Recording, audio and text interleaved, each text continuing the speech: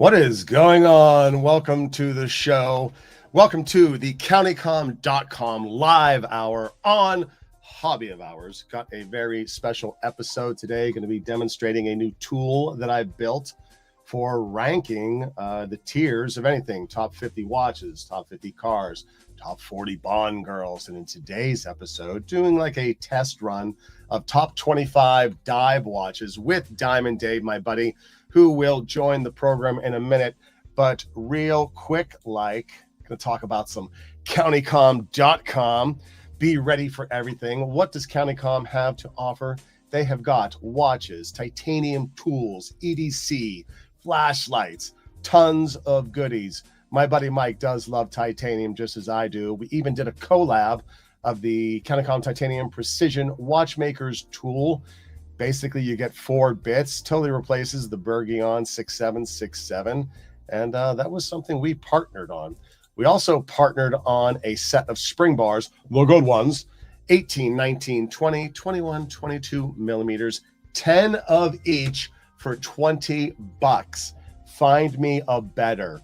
They are 1.8 millimeters thick, and they are amazingly good. Get you some of that goodness and be ready for everything. Countycom.com is our more or less sponsor for the show, and they've been amazing. They took an interest in me. I've been buying from them for years, and they didn't mind that the Hobby of Hours numbers aren't up enough, but they still partnered with me, and I'm very grateful to them.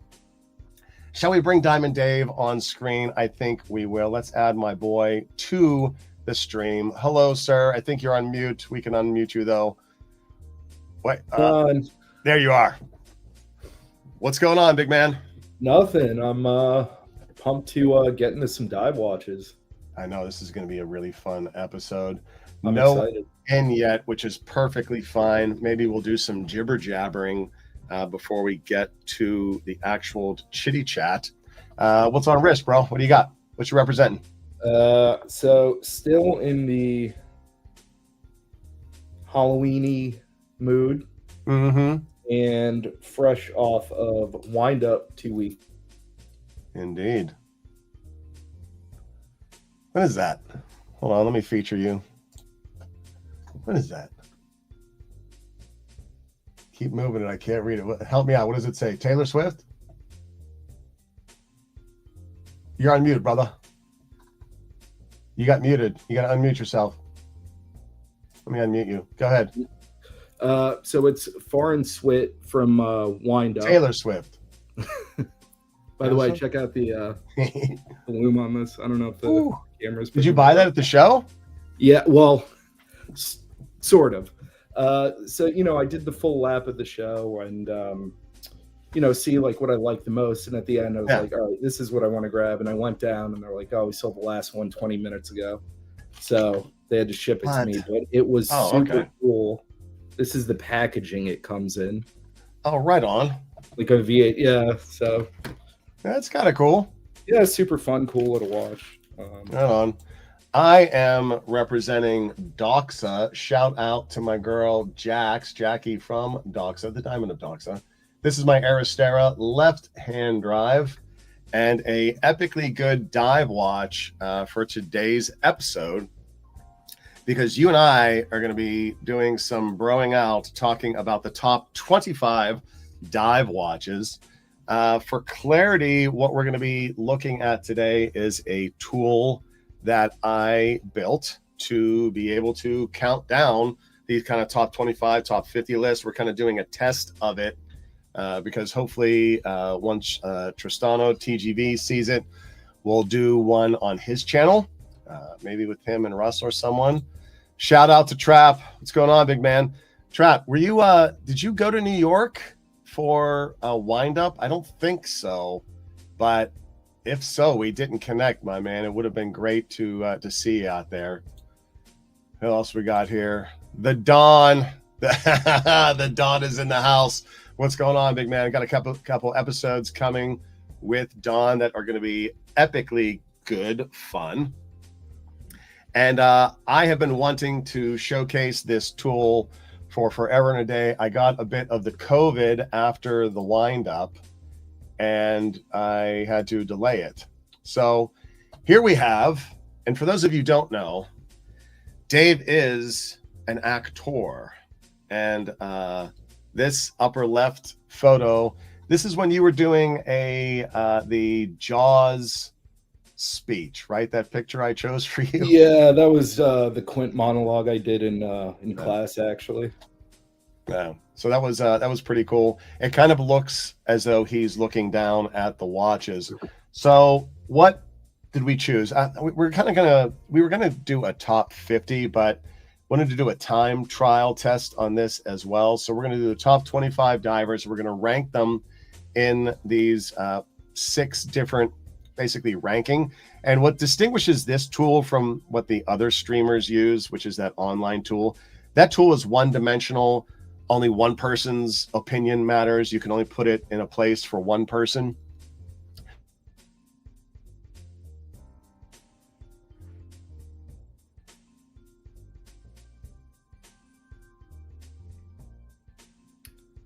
Did we lose you, D?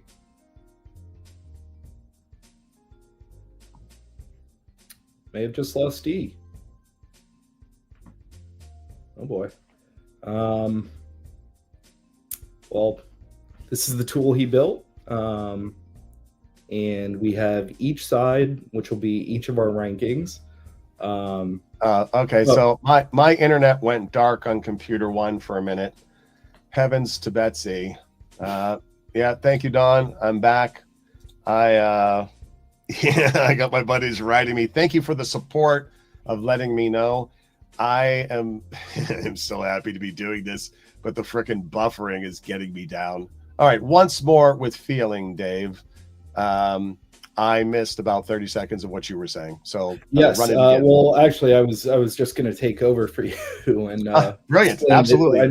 This is your baby, so I could never take that from you. Well, it's running on a secondary computer, so I am double geeking. But going over the categories, the top category is, of course, own it. There is no higher ranking for a watch than, oh, I bought it with my money. So that's top slice. Want it means you're hunting for it. Call me maybe means you're somewhat on the fence, but maybe leaning towards it. And then in the middle, we've got meh, where you kind of don't feel one way or the other about it. And then drifting even further downwards, just say no. And then the last category, which is perhaps my favorite, which is would not wear it on your wrist. So that is what the bottom category is abbreviated as. I totally couldn't fit that into the box there, but it is more or less the bottom basement, the bottom rung of the ladder. There were certain criteria that we use to down select to 25. And it's more or less 1 watch per brand, 200 meters water resistance, mandatory. And then the image you see is an example from the watch manufacturer's lineup. We're not going to have 20 versions of the Submariner. We could certainly fill up, an analysis with that. But I chose 1 watch to represent the model line. So there's only 1 Seamaster in here, etc., etc. And without further ado, first batter up, Invicta. This one is meant to represent the pro diver, but this is actually a little bit of a more tasteful design for them. And what are your thoughts on this one, brother? What do you think about this watch? So I think this is the 1953. I think so, something like that. So while it's not for me, it certainly has its place as it's a great entry-level diver for $50 getting, or whatever they are, $50-$70 for an automatic diver. So I would say meh. You're meh on it? For me, it has its place. I think that you're right. I think that for a beginning collector, someone in high school, maybe even someone in college who doesn't have a lot of money to begin their collection, but they want something, I think this watch has a place in the pantheon of starter collections. I never had one. I just kind of started in a different thing. So for me, as of today, would be, I'm just going to say no, because it's not for me. I've kind of gone past its role and its place in the pantheon of dive watch, just me personally. But if I was in high school and, you know, maybe my dad was super into watches, this is a fine place to start for someone like that. All right, next up, Christopher Ward C60. And this is actually a picture of my personal C60, which is the 28 Engineers model that I absolutely love. It's got a double trident on there. It's the prototype version, but this is meant to stand in for a Christopher Ward diver of their C60 range. They obviously have a bunch of different watches out there. Clearly, since I own it, it's going to the own it category. But what are your thoughts on C-Dub and this model, sir? I like it. I mean, I love all, you know, sub styles, and this is a great one. I know some of their newer ones, they do like cool blue ones. So I would put this at Call Me Maybe. Call You Maybe? Okay. Maybe. Yeah. That's cool. Drifting into Call Me Maybe. I adore it. It's actually, when I came back into watch collecting in 2016, I wanted something that kind of was like a sub but different. And yes, it has a lot of the design language, but it's got its own unique handset, and it does have a wave dial, which is somewhat borrowed from our friends over at Omega. Next up, the Casio Duro, the watch of Mr. Bill Gates. Thoughts and musings, brother? I mean, Bill Gates hasn't been wrong about too much, considering how successfll he is. Well, I don't know about that. We'll leave the politics out of it. But I don't know anything about his I just know he's the wealthiest man on earth. Yeah, supposedly he's been to an island or two. Oh, okay. Let's rewind in real time, and then we'll find out. Yeah. But did this ever come up on your radar as you were collecting? You know, I think I actually bought one of these like 15 years ago, before I was like really back into watches. I was watching Goldfinger, and I was like, oh man, I would love that look. So I bought an 80, and I'm pretty sure it's a Duro, and it's probably kicking around somewhere. But to me, this is, I guess technically maybe I do own this, but I would put this in the meh for the same reason the Invicta Pro Diver exists. I think that if I was... this is certainly a competitor of that Invicta from a price point. The irony is Invicta had a rich watchmaking history. I have a vintage one that is amazing. It's a vintage timer. Yeah. It's a good entry level. Would I own it today? I don't think I would. So I'm going to drop it into Matt. Just one. It's like one little layer above. Wait a minute, we got someone chiming in. Chris is rocking his Duro right on. I think you're right, brother. I think you're right. But yeah, so that's that one. Yeah. All right. Tag Heuer Aqua Racer. Now, Dave did point out as we were developing this list that this particular picture may not be properly emblemative of some of their nicer models. I have some very definitive opinions about this piece, but I'm gonna let you rock with it for a moment, sir. Go ahead. So, while I'm not necessarily a fan of this color variation, I am a big fan of the Night Diver, from the older 80s Hoyers to I think they still make it. I think it's now the Aqua Racer Night Diver. So I will put this in the want it just for the Night Diver variation. Interesting. Yeah, my buddy Lone Wolf McQuaid, hoping he shows up here today. He and I talk about the Night Diver series, basically from Living Daylights era, and that's the one I admire that one as well. But for this, since we're not actually discussing the vintage one, I would not wear this on your wrist. I'm sorry, it's just not my cuppa. Not my cuppa. And there's going to be, here's the thing. If you have one of these watches we're covering and you love it, bully for you. I support you. I will never bash another man or woman's watch just because it doesn't appeal to me aesthetically. Now, there are some watches that objectively are not great, but there are some that are well-built watches that I happen to not enjoy aesthetically. Case in point, Zenith, Defy Extreme. I would like to defy the memo that was circulated that they should bring this back. I think this is a design of the 70s that should have stayed there. It's a well-built watch. I just don't personally like the design. So I'm dropping that and would not wear it on your wrist. How about you, Dave? Yeah, I think I would just say no. I mean, Zenith is obviously great, but it's, they're known for their chronographs. It's like you wouldn't go to McDonald's if they started serving sushi, Yeah. Could you imagine sushi at McDonald's? Oh. Some of them had like pizza and spaghetti back in the 80s. Well, the stores in Japan, particularly the 7-Elevens, are supposedly crazy good for food, whereas back here it's just, gas and sip. I don't know. We'll see. Wouldn't mind a Japan trip. That'd be kind of rad. Yes. Tristano, me, you, and Russ, Japan 2026, 2027. Let's do it.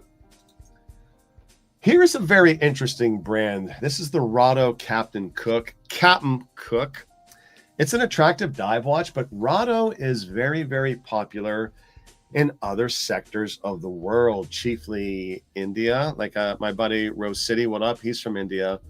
And I guess Rado is huge there, and also in other areas. I think perhaps the Far East, I'm not sure. I find this to be an attractive watch, somewhat scratching at Blancpain 50 fathoms design language with that bezel. Plus, it's got that broad arrow hour hand, which is attractive. They reached out to me about loaning me some watches, which was actually quite flattering, to be fair. So I'm going to maybe get in a Rado at some point. I'm not sure where I'm going to park it yet. Why don't you go ahead a bit? Where would you maybe put this? I mean, it's such like the Captain Cook is a classic model. While it may not be for me or something I aspire to own, I certainly appreciate them. So maybe in the Call Me Maybe section. Call Me Maybe? Okay. Yeah. I feel like putting it in the meh is doing a disservice. Yeah, I think the meh implies a greater 50-50. I don't care. But Call Me Maybe is kind of indicates a leaning towards. I got that from Carly Rae Jepsen, of course. Naturally. I'm thinking Call Me Maybe. I don't know if this iteration is the one I would get, but maybe another one could. Trap's got something on his mind. The McDonald's Mississippi had a pork chop sandwich in place of the Big Mac. They also had the McRib. Trap, how was that sandwich? I would eat pork from McDonald's. I don't do a lot of McDonald's just generally, but not because of a reason. I don't like onions on my Big Mac. Oh, and if you ask for fries without salt, they have to make a new batch of fries. That's how you get fresh fries. But moving on, here is an interesting one. Very interesting. Citizen. This is Aqualand. Aqualand. Right? This is the watch I used to go look at in department stores when I was 16-ish. I loved this. I wanted to buy it. It was $300 back then. It came in a case that was a scuba thing. And I could certainly afford this now, vintage. Plus, they brought it back as like the 40th or 50th edition. And considering how many times I would go to, it was service merchandise, which is a precursor to Best Buy. That you could get a keyboard, jewelry, a stereo, or a guitar there. They had so many, or my boombox when I was on my shoulder listening to Duran Duran. The ghetto like an idiot. I was playing Duran Duran on it. How stupid. Laughable. But I really ought to buy this. It certainly has Plo Prof vibes. And I want it. I just don't know if I'm going to hunt it. It's still in like $300, so it's in the affordable range. What are your thoughts on this piece? So I always appreciated this, but after reading Watches of Espionage, had some really good articles about this, and that bumped me up into the wanted.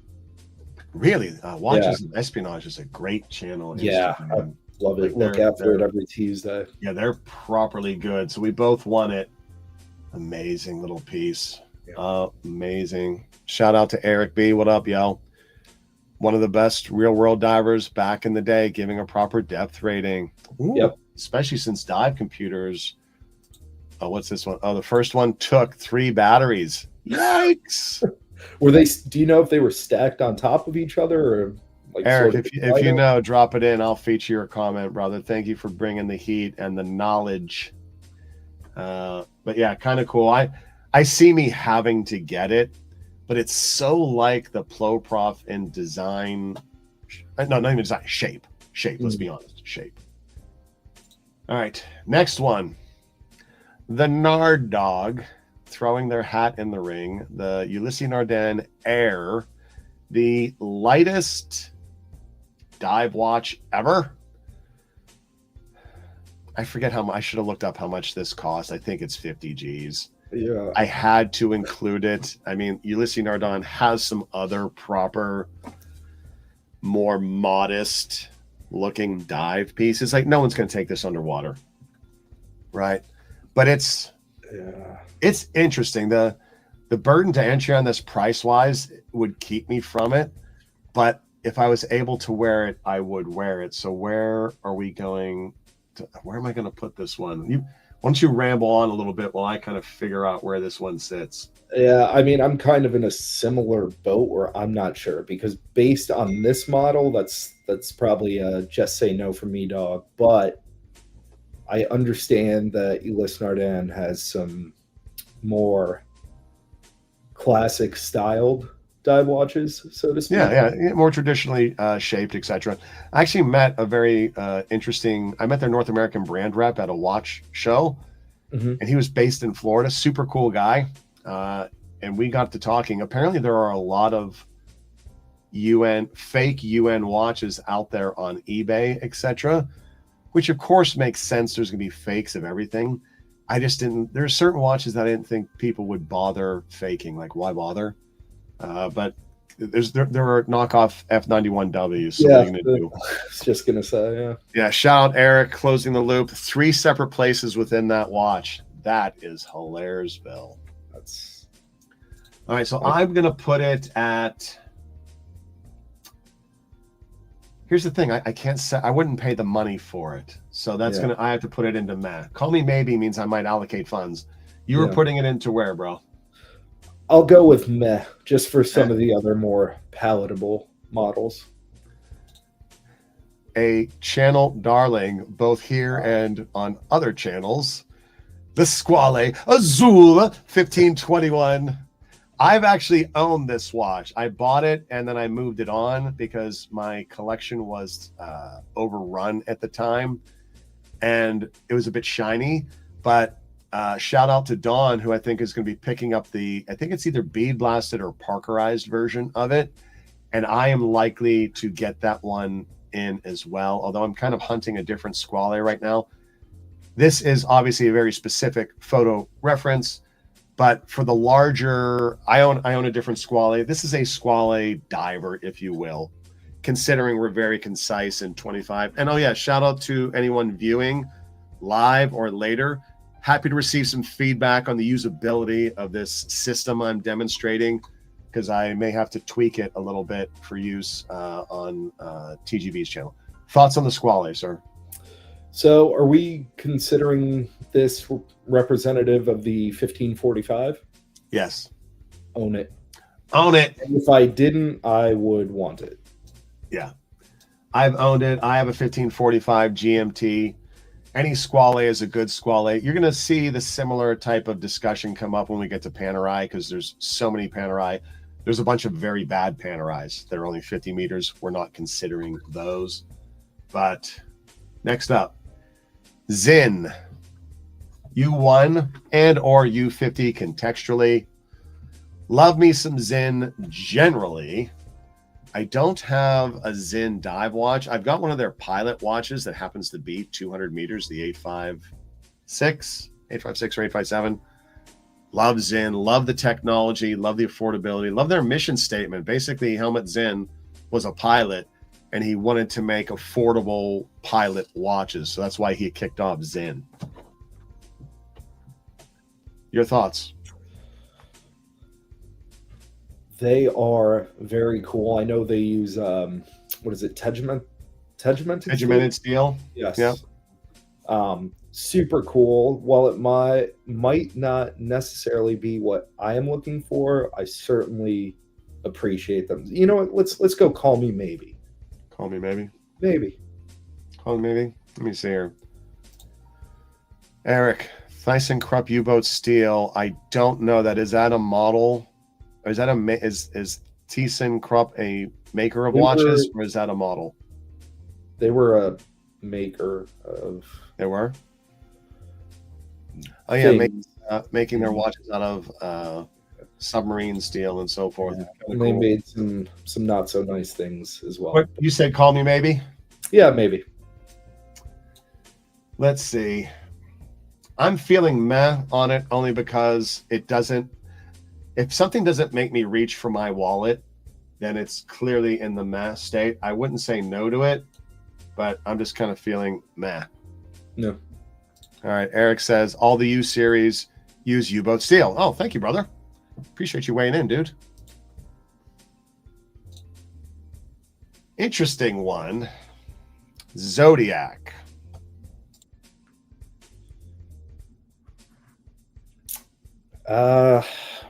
Again, I know this is like a classic. It's, I think the Seawolf. I think that was the one in the Zodiac Killer War, supposedly, or the guy in the movie. I wasn't aware of that. Sorry, I wasn't aware of that. The Zodiac Killer was into watches. I didn't know. Oh yeah, well that was the guy they most suspected. He had a Zodiac watch. Interesting. These are cool in the colors. Not for me though, so I'd put it at meh. Meh.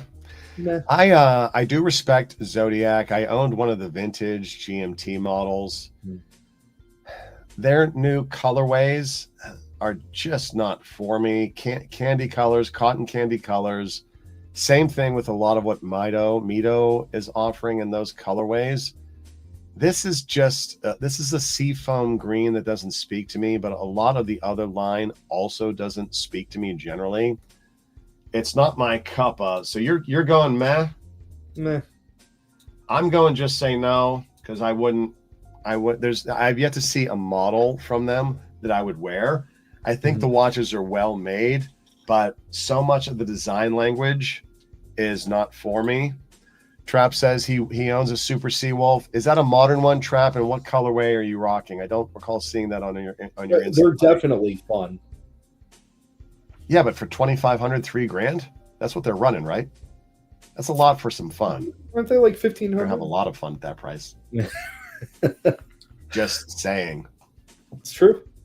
This is going to be a very divisive one for me, because I've got a ton to say about the Lachute CQ, and I even staged it. I even put it in the Hobby of Hours colorways. Real quick, Trap says he's got the black one with orange accents.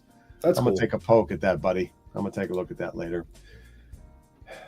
I'm gonna save my comments for the end, but please espouse your views on the Lachute CQ. This watch has gotten a lot of traction, exposure on a number of other channels, a lot of them heralding it.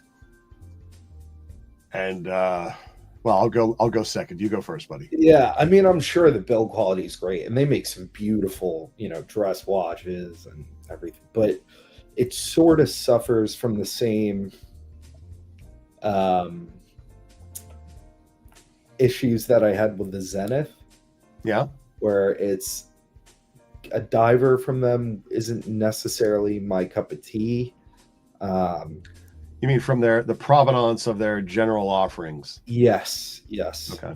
So well, I thought you were going to say that it's inspired from the 70s, which it is. There's a lot of 70s divers of Quartz Crisis victim brands that had those kind of obscure, large, unusual font Arabics, plus the very attractive minute hand uniqueness. But for me, Lachute Original is an amazing brand. They have incredible horology. I like their dress watches, Panomatic Lunar, etc. Yep. But I find this watch unusually ugly. And as much as I love a large digital date, that's a dress watch complication. You don't need to know the date underwater, or if you do, Yeah, you've down got there bigger for a long- problems. You've got way bigger You've got problems. bigger problems. I just find it so unattractive visually Yeah.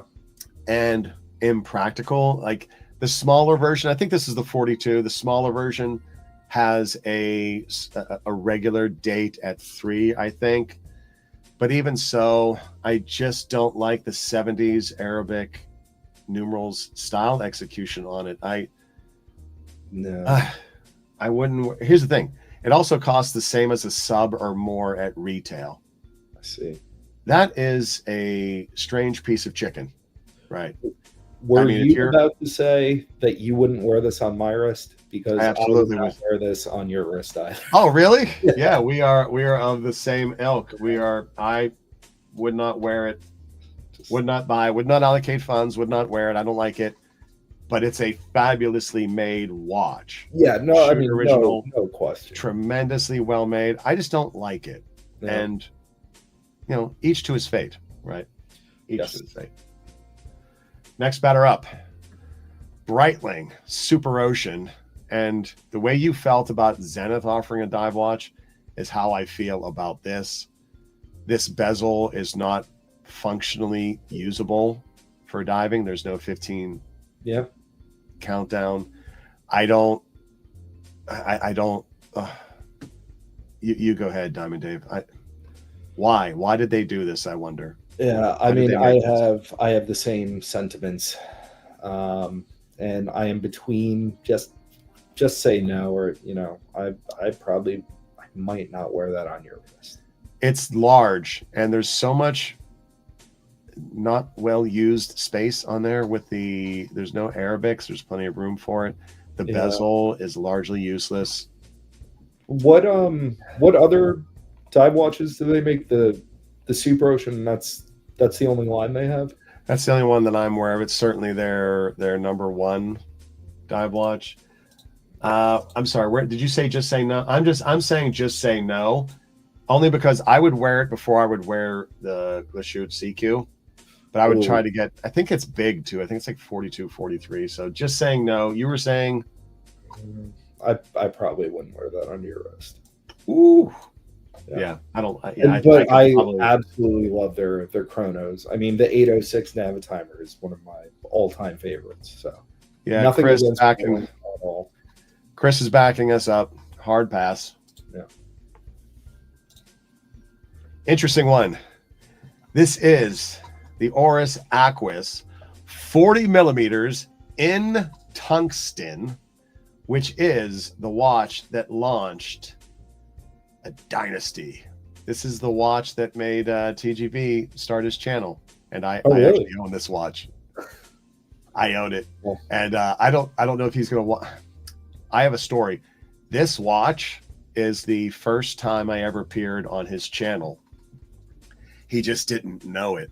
I bought it, got it for a great deal out of Japan, but I was also kind of like thinning the herd. And so I put it up on eBay for sale. And at the time, you really couldn't find tungsten 40 millimeters. And so I listed it absurdly high, which I always do. When I list on eBay, I always list high because I want to be able to control the exchange with a buyer. I want to communicate with them instead of some rando just coming along and clicking buy it, and then I have to deal with them. And he was revisiting the Aquis on his show, and I'm sitting at home on a Friday watching his episode, and he was talking about the Aquis, and you can still get these on eBay, but these sellers are selling them for crazy high prices. And I'm like, I had a very unique photo that was clearly my listing. I was like, oh, he's talking about my watch. It was so fun, TGV. It was so fun. I was going to surprise him with it, just have it on wrist on one of the live streams. But since we're featuring it here, I own it. I still own it. I love it. It is a part of YouTube history. Like, this isn't his exact one, but the 40 millimeter tungsten gray execution, ridiculous to find. Any thoughts on Oris Aquis at large? Yes. Did we say we're also including the 1965s? It's kind of loose. I mean, that's that watch of theirs is, I think the Aquis is more defining of who they are as a dive brand. Like if they were going to be remembered for one dive watch, I mean that Diver 65, the bronze, they brought out a fair amount of variety. Since we're just doing 25, this is kind of a test run. I'll allow it. Okay. I mean, even this one's great. Like, call me maybe. Maybe. Owning it. Call me maybe. All right, next batter up. Jaeger-LeCoultre, JLC. I don't know about JLC dipping their toe. Although supposedly this is a vintage model I chose for them. Supposedly one of their watches was issued to the Navy SEALs. Oh, really? One of those Navy SEAL versions. I kind of don't remember, like a JLC master compressor or something like that. I can't picture tier 1 operators wearing a JLC. My buddy's a Navy SEAL. They wore G-Shocks. Would I pay the money to own this, though, is the question. It's aesthetically, yes, I would wear it. If it was given me, I would totally put it on my wrist. But would I stretch financially to buy it? Unequivocally, no. Yeah. I agree with that assessment. And again, similar to the Zenith and the Breitling, the Reverso Classic, this thing looks aesthetically great. But would I go out of my way to seek a Jaeger-LeCoultre dive watch? Diver. Yeah. Yeah, I don't. I'm dropping it into meh. I would just say no, because I think the only way someone might have this is if it was gifted to them. That's interesting. That's a lot of weight to be gifted. Yeah. What up, Don? You're right. Squale, baby. Yep. Squale all the way. Actually, Squale is the only one we both have in own. Yes. Funny enough. Right on the heels of that JLC, we've got the Longines Legend Diver. Yep. Contextually for this one, I'm looking modern era. TGV just did a video on the white one covering it. It's not. These are the modern ones are no longer using the super compressor function of old, where the deeper you went, the more the case compressed, and that's how it kept the water out. That kind of technology is yesteryear compared to modern dive watch making. But I have to say, this is a very attractive watch. I love that it has got that second crown to control the inner bezel ring. G Money was hunting these for a little while. We were poking around the internets. I think you can get these pre-owned in the teens, 14, 16, something like that. I don't know for sure. Someone value check me. It's been a while since I had hunted it. I'd have it. I'm going call me maybe. I'd wear it. I wouldn't hesitate to wear it. Okay.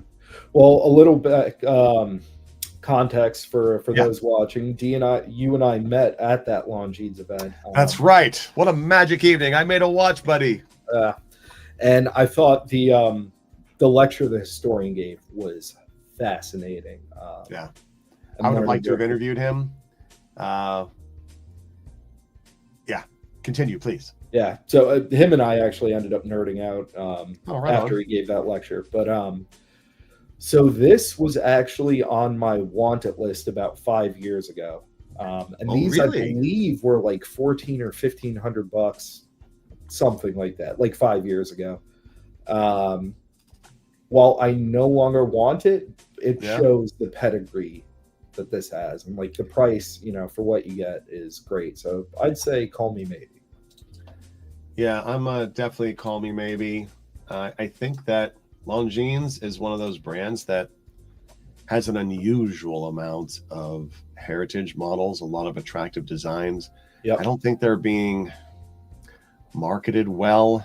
The brand sponsors didn't make a lot of sense. But also I think that until they bring back the 13ZN flyback in the modern era, 13ZN, they invented the flyback complication, but they're not in a position to release a modern chronograph with that exact movement, because you'd have to basically make it from scratch. And while there are flybacks that they could, get from, you know, they're Swatch run, right? Yeah, I believe so. They're flyback models, ETA, whatever. You can't really bring back the 13ZN with a movement that isn't tied to it, but it would be, I mean, those watches go for tens of thousands of dollars, like even over 100. And I would never for that. Yeah. Great company. I'd like to see them do better. Oh, boy. Had to throw one of these in. Audemars Piguet, Royal Oak offshore, yada yada yada, something. Had to squeeze an AP in. Gosh, what, 35 grand, 40 grand.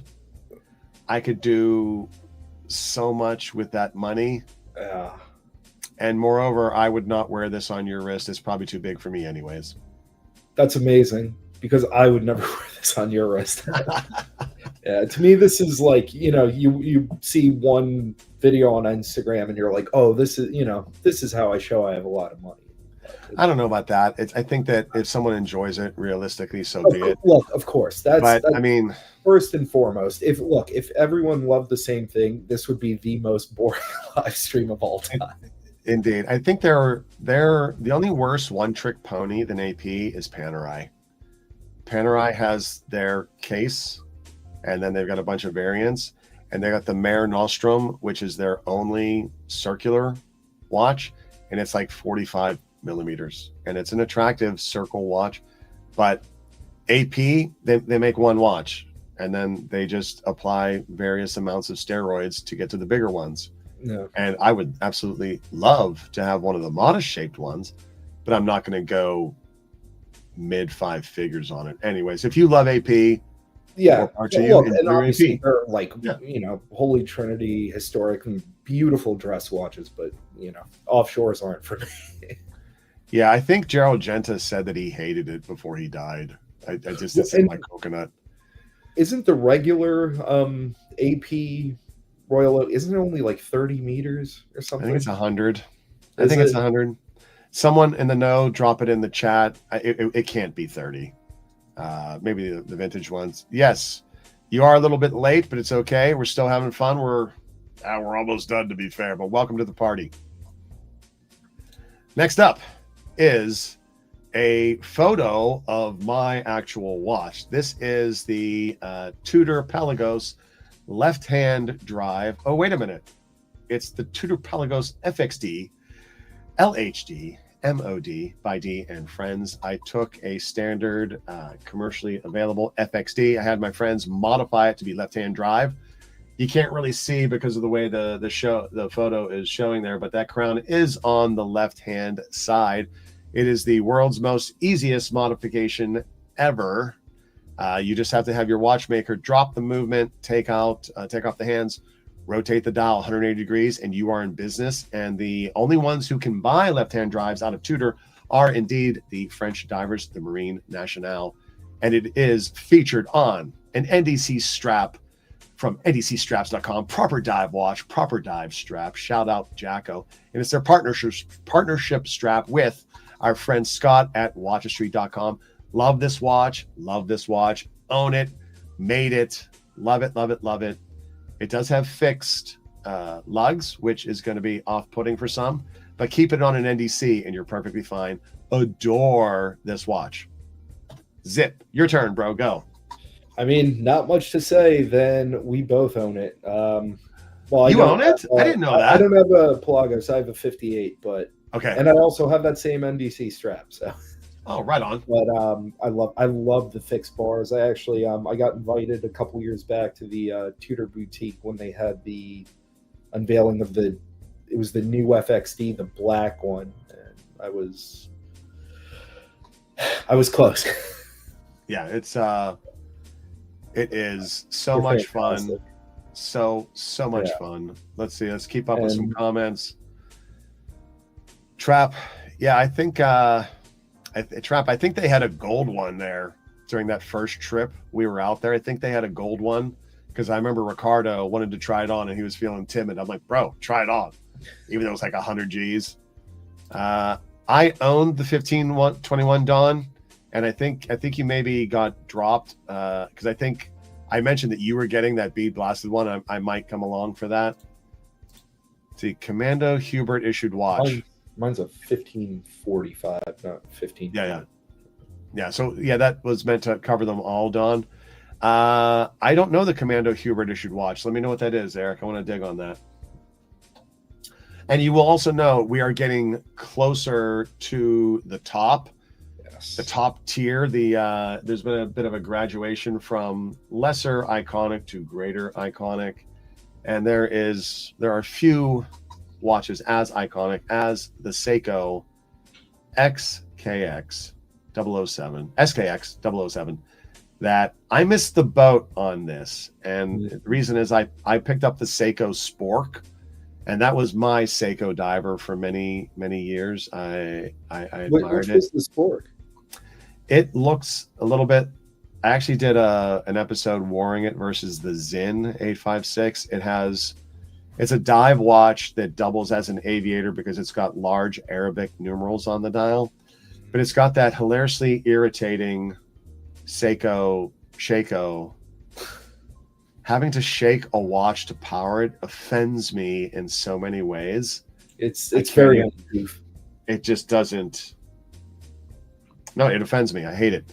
But I want this watch. I want to get it. I just haven't gotten around to it. You can still find them in the pre-owned market. They're cruising around 400-ish. You can get. I do want it. As someone who takes watch collecting serious, as I do. Why so serious?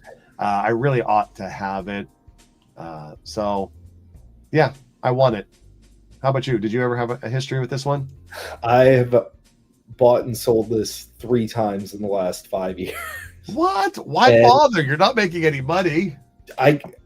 It's not for money. It's for stupidity. Okay. Owning it. And I have been sort of dipping my toe into thinking about getting it again. So we'll put it in the want it. But yeah. Want it? Yeah. That's pretty funny. Why did you just seller's remorse? Why didn't you just hold on to it?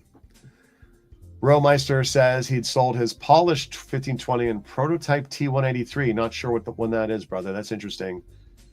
Yeah. Watch regrets. We could probably do a whole live show just inviting people on talking about their watch regrets. It is kind of a funny thing. We collectors can be a bit silly. Creation Watches has a bunch of the...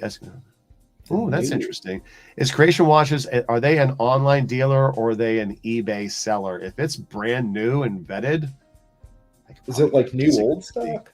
Is that right? Yeah? Rowmeister, turn me on to them. Is that a website or whatnot? Drop it in the chat if you would.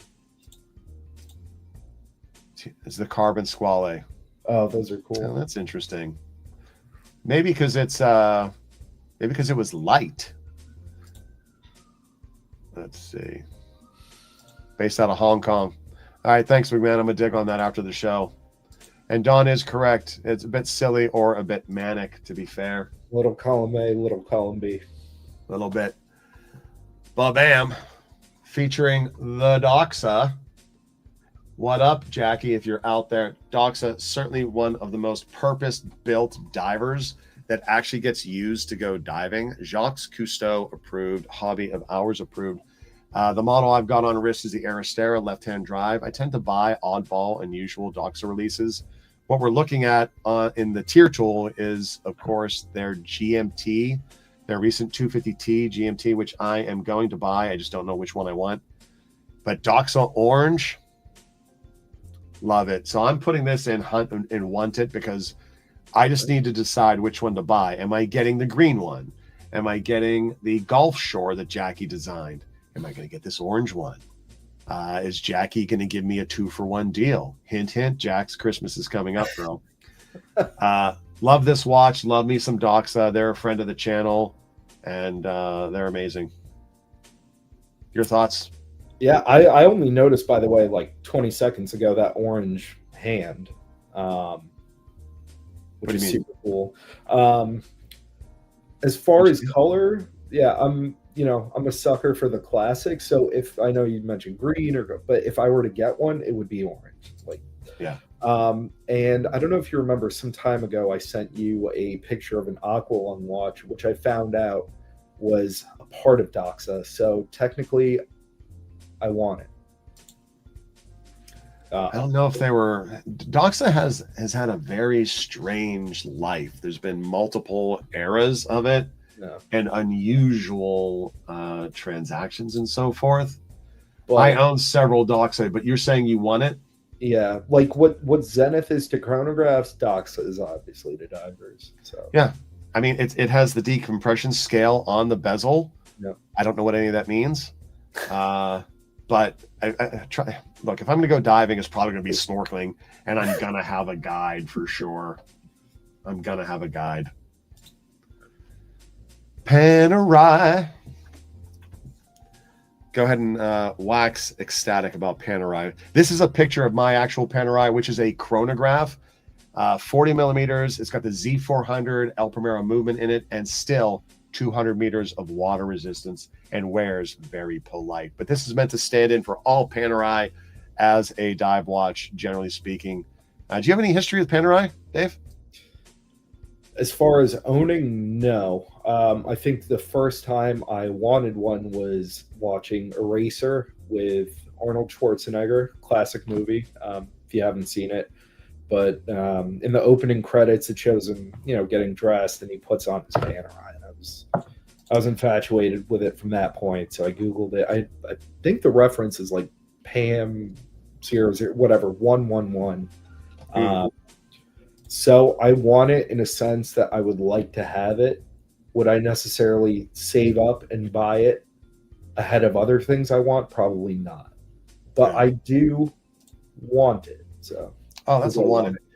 Yeah, I Eraser is a great movie. Really enjoyed it. But yeah, I never thought I would ever own a Panerai. And then I went down the rabbit hole. I picked up this Panerai catalog style book from Japan. It's like an inch thick. It's in the back. It's in the watch book review. And then I started hunting this, and I got it at least 2 years ago out of Japan for a fabulous price. They also make this model, this particular dial iteration, with a smooth bezel, which makes no sense because chronograph. And they also make it with an all black dial. This is the PAM 52.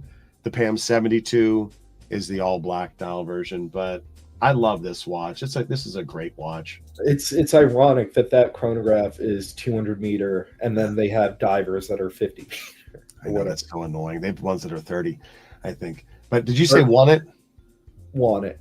Want it? Yeah, want it. And it has a display case back, so you can see that amazing Z400 El Primero on it. Gorge. And then there were 4. Tudor. Oh, well. Dude, I made a mistake. I slipped in 2 Tudors.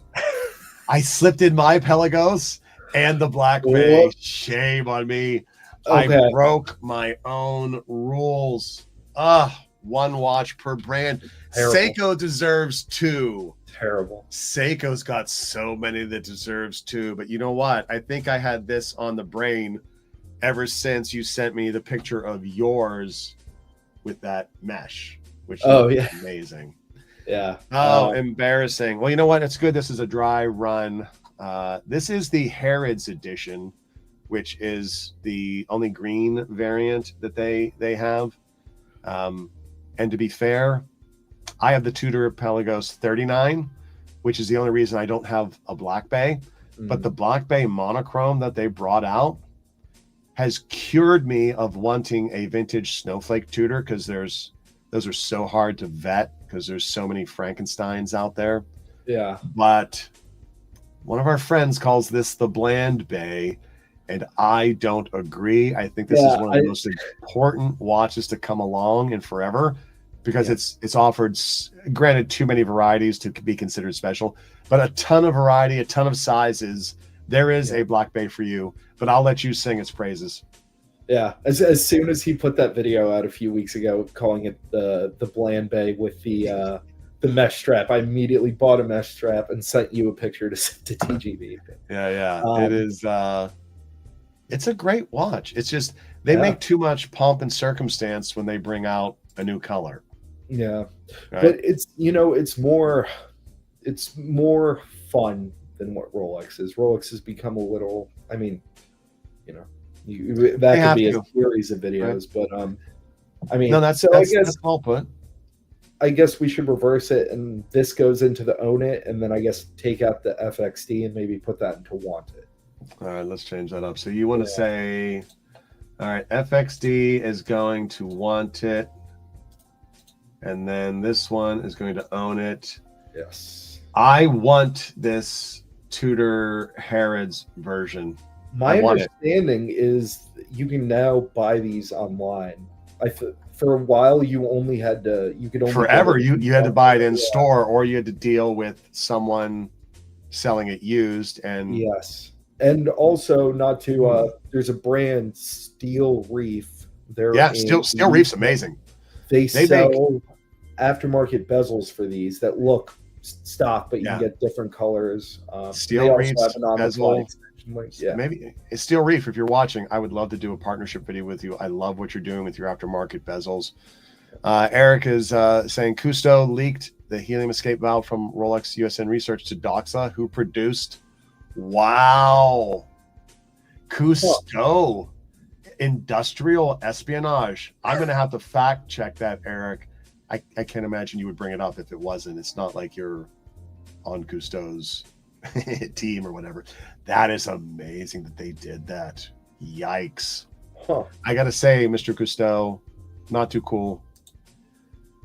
Let's see here.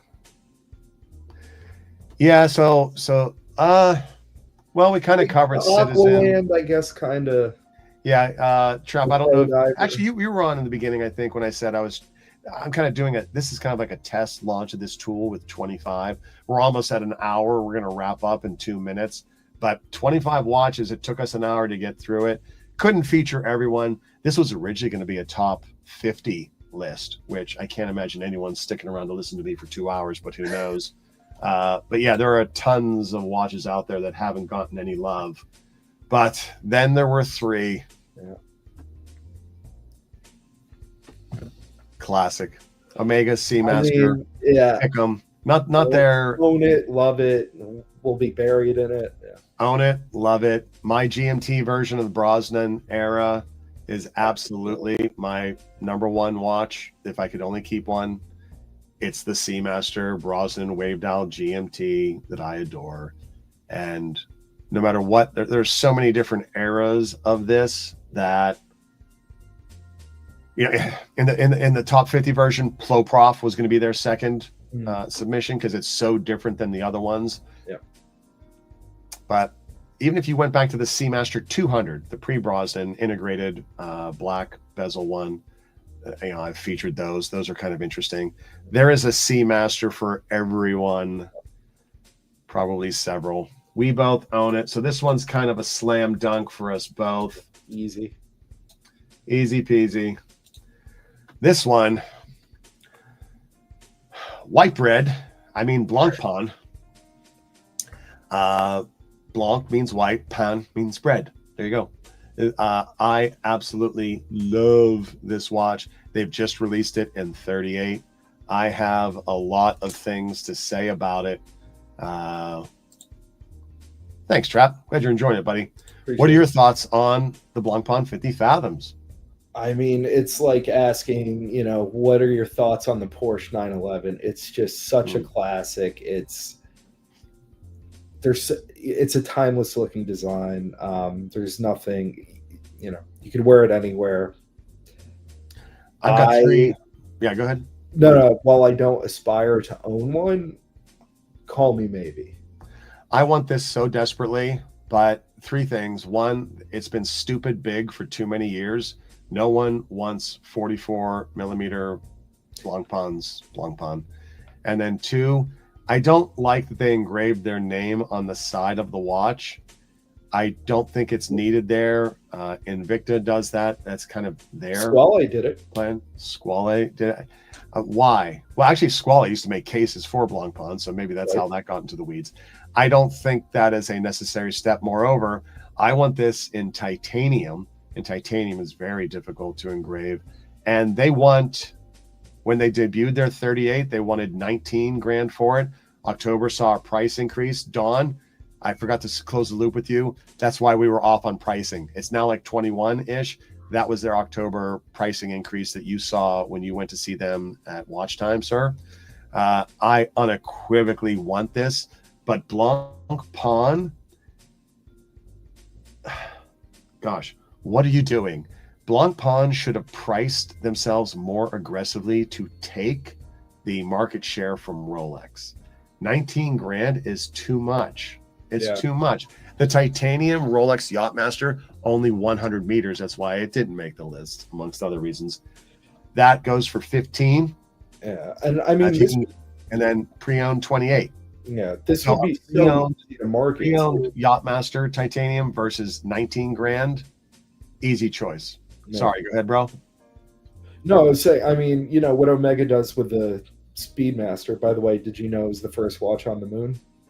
No, I didn't know that. That's I mean, they definitely haven't beaten that horse, which is why I don't know what Blanc Pawn is doing, because they're regarded as the first dive watch maker.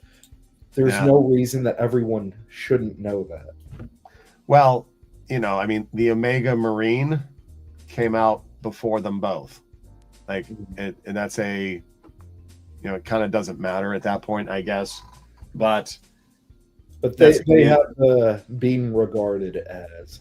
Yeah. So you said call me maybe on this one? Maybe, yeah. Call me maybe. One left. I wonder what it could be. Oh, no, that was our last one. Oh, okay. We don't have any more watches. For the rest of your weekend.